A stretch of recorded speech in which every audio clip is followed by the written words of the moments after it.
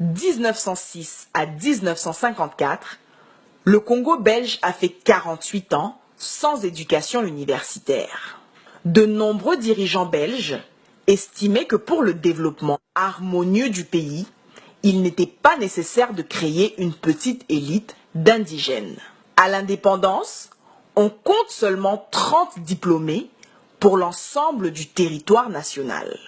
Le pays ne possédait aucun juriste, aucun médecin, aucun ingénieur civil, aucun philosophe, aucun scientifique. Séquelle de cette aliénation volontaire des Belges, le peuple congolais aujourd'hui est un des peuples qui a la plus faible conscience politique au monde.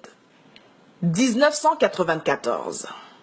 Kagame et plusieurs autres Ougandais envahissent le Rwanda. Tous les Congolais avertis qui savent lire l'actualité sont déjà au courant du problème qui va suivre au Zaïre. Il y a aussi des réfugiés rwandais, beaucoup de réfugiés, des orphelins aussi qu'on a pu recueillir. Par exemple, certains orphelins qu'on a accueillis ici, qu'on a pris sur la route. Balthazar Runeguera a décidé de garder cet enfant avec sa famille, même si la vie est devenue trop chère à Goma, parce que lui, il peut encore se le permettre. Fondateur d'un parti d'opposition zaïrois, Balthazar Runeguera éprouve une crainte, celle de voir la détérioration de la vie réveiller de vieilles rancœurs dans une région très sensible. Il y a à peine une année, dans la région, il y avait une guerre interethnique où les Hutus, les Tutsis étaient aux prises avec les autochtones.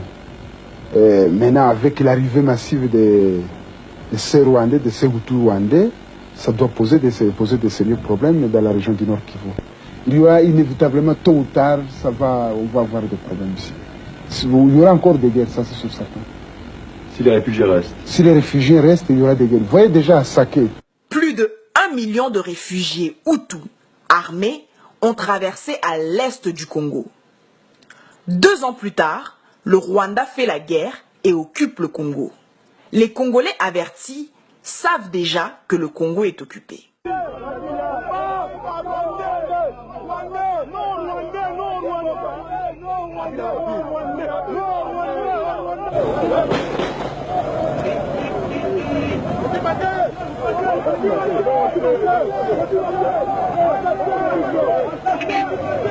Mais pour certains Congolais de la diaspora qui n'ont pas l'habitude de lire, il fallait attendre 8 ans plus tard que Ngwanda les explique verbalement en lingala que le Congo est occupé.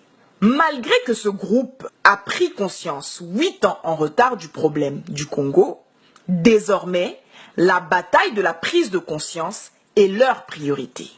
2005 à 2017, 12 ans de prédication. Mais le peuple congolais est resté au stade de la prise de conscience, de l'autoflagellation, mais sans aucune action concrète organisée. Pour comprendre au fait que veut dire la prise de conscience, nous avons interviewé des philosophes politiques experts en la matière. Qui me disent, j'ai déjà eu beaucoup de prises de conscience ces dernières années, j'ai compris beaucoup de choses, mais concrètement, ma vie, j'arrive pas à la faire changer.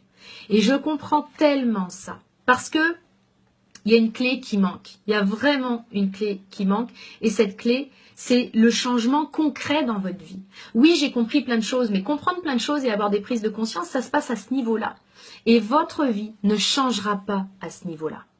Si vous êtes en permanence dans votre tête, votre vie ne changera pas concrètement.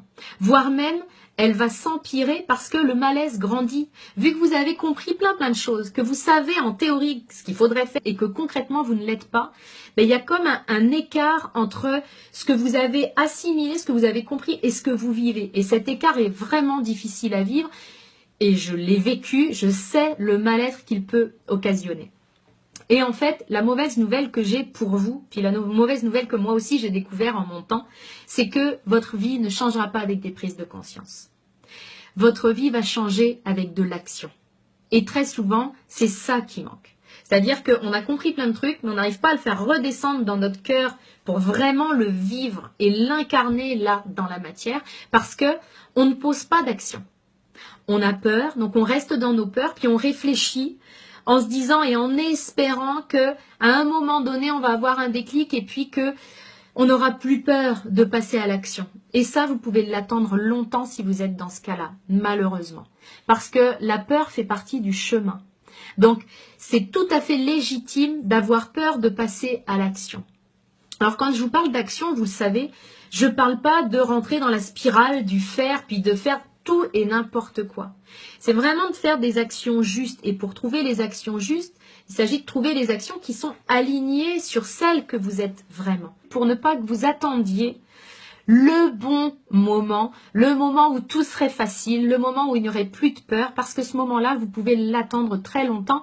Et c'est d'ailleurs pour ça que beaucoup de gens, 80% des gens qui sont sur le point de quitter cette terre, qui sont sur le point de mourir, meurent avec des regrets. Je ne sais pas si vous aviez entendu parler de cette étude-là, mais c'est parce que souvent, on attend d'avoir le temps, on attend que ce soit le bon moment, on attend que tous les feux soient ouverts, puis d'être certain vraiment que ça va marcher. Ça ne marche pas comme ça. Donc, passez à l'action. Faites ne serait-ce qu'une petite action qui vous fait peur chaque jour. C'est comme ça que votre vie, elle va vraiment changer. C'est en agissant. Vous avez compris, la prise de conscience est le point zéro dans l'échelle du changement. Lorsqu'on a zéro organisation et zéro courage pour matérialiser cette prise de conscience en action, on reste au point zéro. Et dans votre tête, votre malheur est toujours la faute des autres et jamais de vous-même. Ce sera toujours la faute des politiciens, de l'UDPS, des Rwandais, des Baluba, des Baswahili, des musiciens, des Occidentaux et autres. Vous n'allez jamais reconnaître votre part de responsabilité. À cause du fatalisme, vous verrez partout des sorciers et des collabos. Et vous resterez toute votre vie au stade de victime. Il est temps de s'organiser pour passer aux vraies actions. Un combat politique n'est pas une église. 12 ans de prédication de prise de conscience, c'est trop.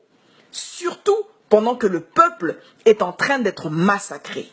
Seul le courage d'agir et l'organisation pourra nous libérer de la prison de la prise de conscience.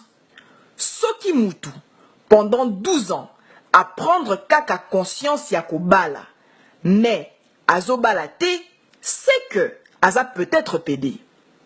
Soki Mutu, pendant 12 ans, à prendre kaka conscience, mais à bandi même pas qu'on s'organiser pour na ko libérer Congo, c'est que ba leader baza soit bazoba, soit ba corrompu.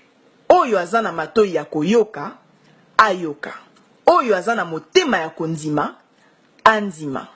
Oyo azana cerveau ya ko comprendre, asosola.